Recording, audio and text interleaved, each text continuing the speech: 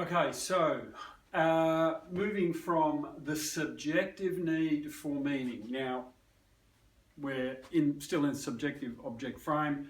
We're saying there's no objective meaning. So we're led to subjective meaning by that situation or as a problem. And from that subjective need for subjective meaning, that is our personal response and view of our situation, we can move to the question of, well, how do we achieve subjective meaning, particularly given that objective meaning is denied us. And I suppose one really good example of that objective meaning denied us really is the critiques of morality that continue to this day. Although morality is the perennial that we return to, that we build. And it's a real marker of our individuality these days. But as I mentioned, the individual as a conception of the West, with all manner of historical outcomes for lots of different people, we'll just park that one.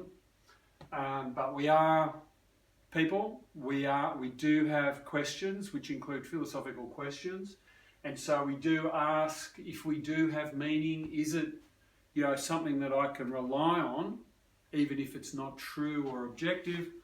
And how did I arrive at that meaning? How did I decide, given that, one, I take on board nihilism as a problem and not something to passively ignore, which is an undeveloped nihilism that you can't really avoid as a person in the world who, asking such questions, discovers it is the case that our conceptions of objectivity do not result in truth, or, if you like, our use of meaning is really bound up with our need more than arriving at truth, so therefore is subjective. So, I suppose the only thing to add up here is also the notion of subjectivity, that there is a type of being that is capable of objectivity, whatever that might be, or has competence around objectivity, whatever that may be, but the base for that will be subjectivity itself. So to be Kantian about it, you would say subjectivity is the condition of the possibility of objectivity. And the history does bear that out. It's not as if we can really just start with this raw thing called the human. It's not the case that that's our starting point. And that's why, we'll get to the bottom of it, we find that primacy of relations is the important thing. So it's the fact that we're in the world relating, and that being in the world, to be Heideggerian about it, that being in the world is exactly that, a relation, and particularly a relation across time.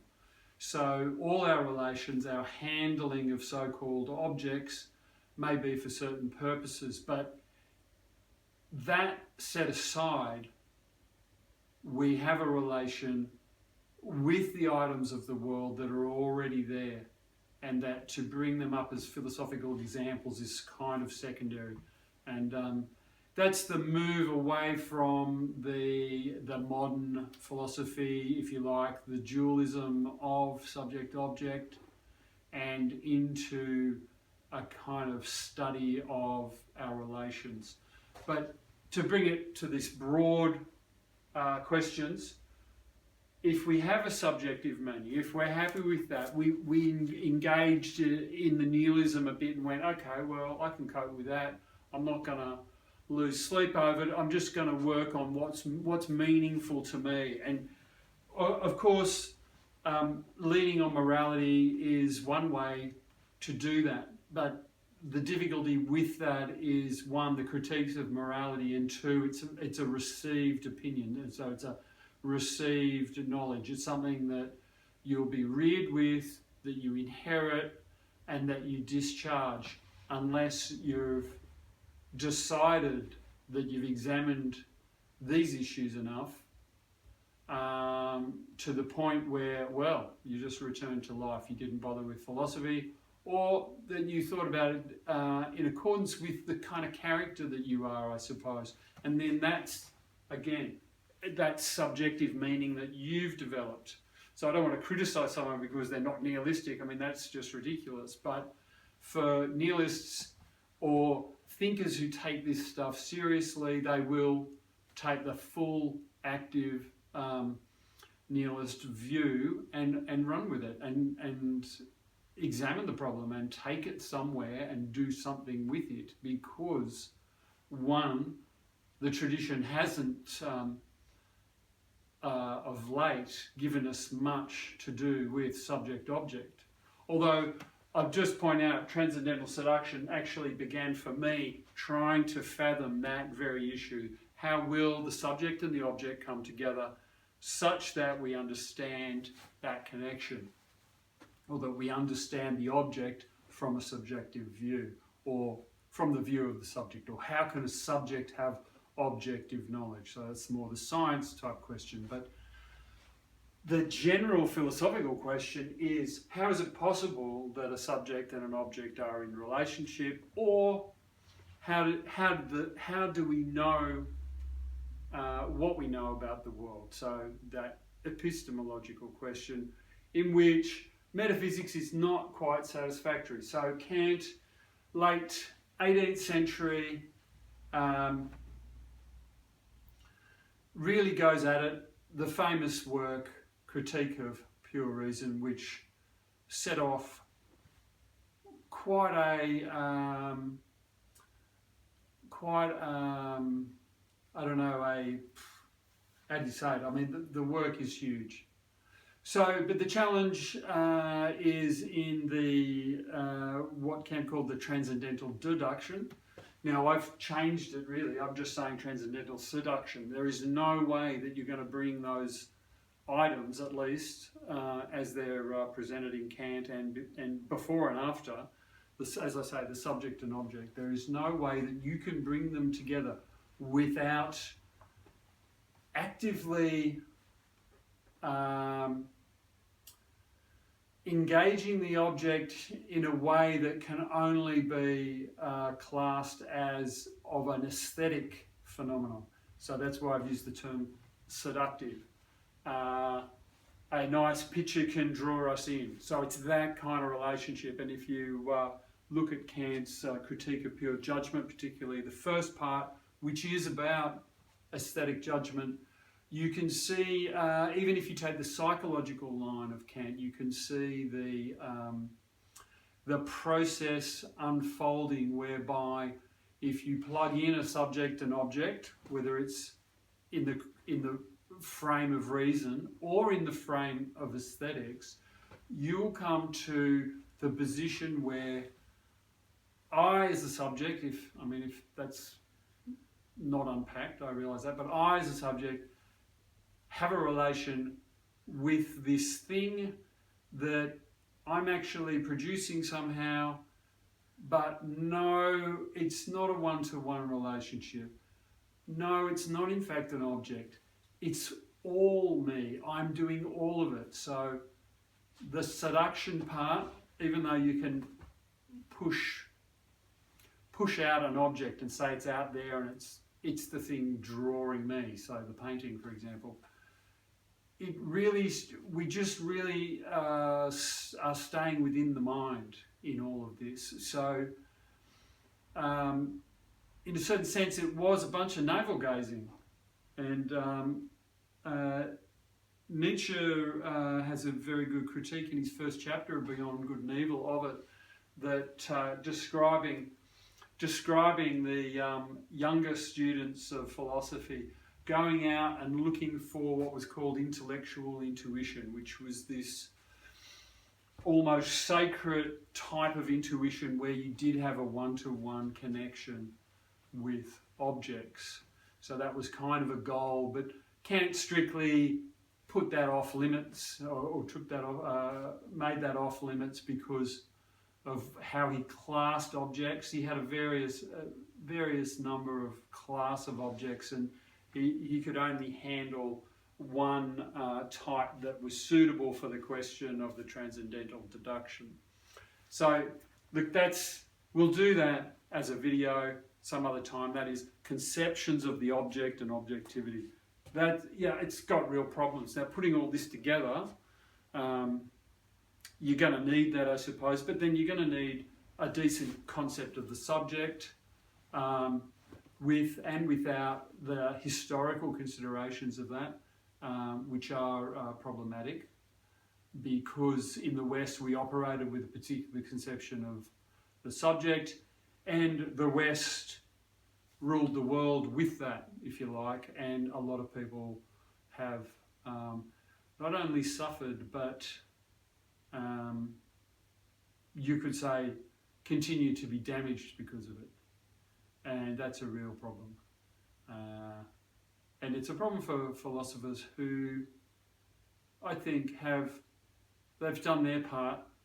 The Enlightenment, they've done their part. There's a lot of argument about Enlightenment, what really occurred, what was going on with the philosophers, those who developed encyclopedias during the 18th century pre-Kant, but built knowledge to a point where all those involved were so satisfied with the epistemology that there was no real robust critique against it, and you had people like Kant critiquing reason.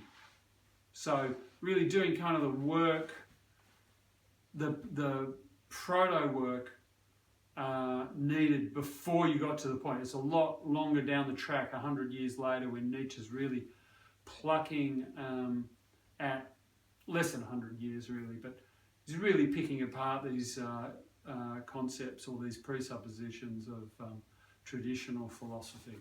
Now, we're not going to take much away from Kant. I suppose the problem with Kant is the universalism, which Hegel tried to rectify, but then fell into his own form of historicity that did not really satisfy or didn't match what he was doing with the philosophy, I suppose. And he kept it. He kept his philosophy quite local. So his politics and his history were about what was going on in his own neighbourhood. But then the worldview there at that time in the 1800s, early 1800s, wasn't necessarily a global view that we have today. There may not be a nod to diversity back then.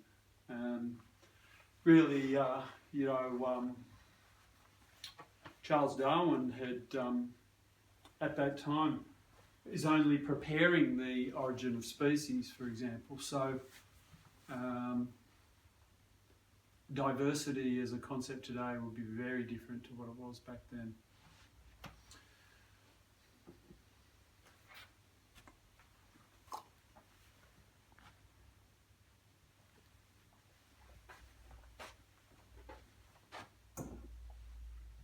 Anyway, back on track. The point is, if we've got a problem here, we've got a solution here. Now, transcendental seduction is a process. I've written a process in action. So we're asking about our newly formed or yet to be formed subjective meaning about the total, if you like. Maybe it's just you, your life, rather than everything and the whole universe. Regardless of that, we're in a subjective question to begin with. I'm not writing off objectivity, it's just that it's a particular approach and it's got history and it's got difficulty, especially where you bring in the question of power. But that question is for another day, I believe, because power in its various concepts now is pushed and pulled such that people today are making errors about it. They're not necessarily engaged in the primacy of relations. And a new form of power, if there is one, the new narratives of postmodernity, for example, may not really understand that what's happening with narrative, whatever it is, in relation to power, is in fact an exposition, a discharge of the primacy of relations. Yet power so typically is an instrument. And those who approach with a stark, clear-cut view of what's needed and what power should be used to do may well find themselves rejected as authoritarian. So I think there is a lot of talk about what happened to Foucault's concept of power. So we'd have to get into that. It's a tricky one because you're giving total views. It's not as if postmodernism, or postmodernity rather, postmodern thought didn't attempt total views, but is that a postmodern view?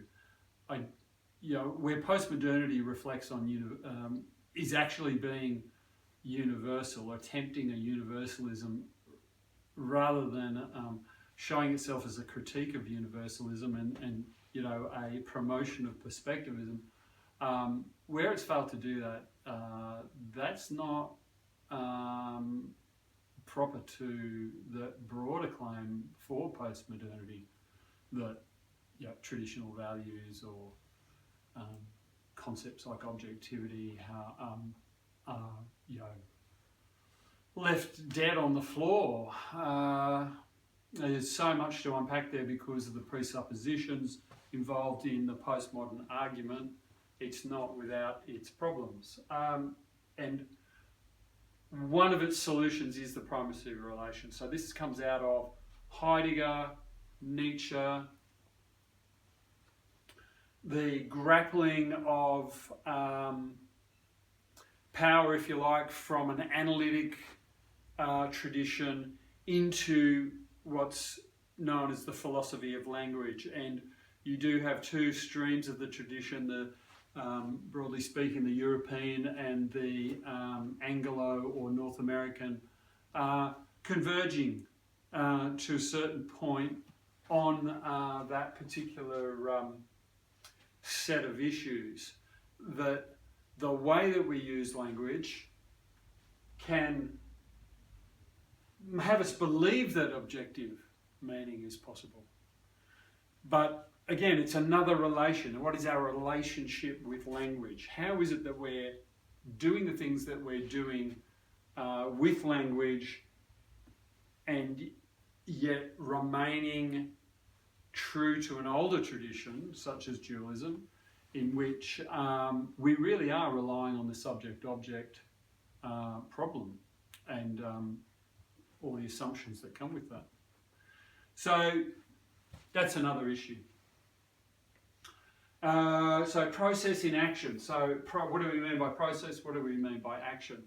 So we're kind of like in the ballpark. We're in the nihilist ballpark. We're going, oh my God, there's no objective meaning. I'm going to have to come up with my own meaning. Can I lift myself somehow? Or do I just fall back on the elements in me? Now, falling back on the elements in me, what I mean by that is, do I know myself well enough to know that what I'm handling here is fractured subjectivity? So in this question, the fractures I go to, if you like, are the Freudian superego, which gives you that sense of what's right and wrong. It doesn't, but your upbringing did, and then I say, well, how do you shed that? How can you drop that? It's not even a conscious part of you. How you do that is understanding it is not the executive function. At best, it's a guide. It's typically a response to living, to your situation. Now we're in the immediacy. Remember, we're in the immediacy of relations. We're not in a position, this is a values-free space, if you like, right here. And nihilism suggests that there shall be values-free spaces. So it's not like you're going to be able to just grab a hold of it, grab a hold of that part of your mind, if you like, that is an executive function. Because you're already there trying to use that very feature. Is this